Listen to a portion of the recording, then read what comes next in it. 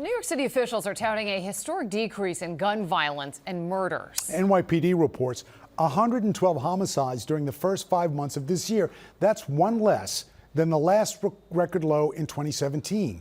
And 264 shootings were reported. That's 3 fewer than 2018's record low. However, in the Bronx, the news is much more grim. Officials there say tragedies like the fatal shooting of 16-year-old Yvette Jeffrey last month, allegedly at the hands of another teen, are far too common. And today, the borough president and district attorney explained the toll gun violence is having on youngsters in the Bronx. Eyewitness reporter CeFaan Kim has the story from the Concourse Village section. She's just scared. She's just scared. Wow.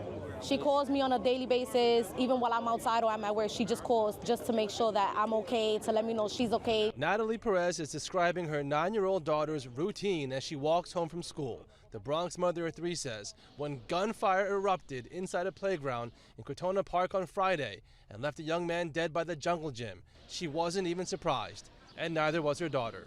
She just keeps telling me she wants to move. She doesn't want to live in the Bronx no more. She doesn't want to live in New York. According to the NYPD, so far this year, there have been 38 shooting victims under the age of 21.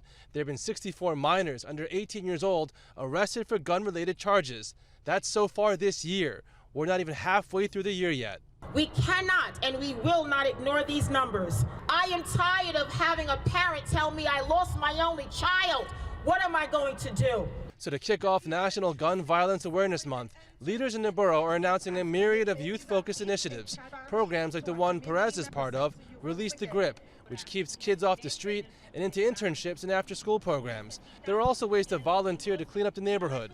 The NYPD has youth programs too. I grew up in the Bronx.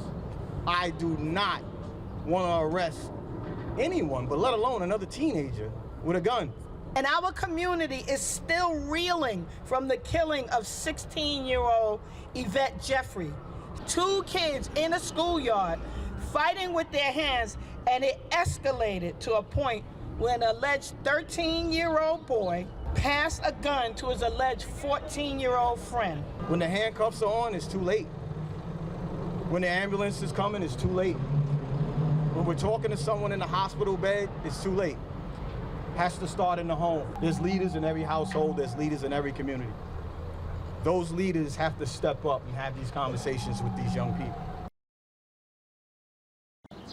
Elected officials also point out that by the end of this month, the school year comes to an end.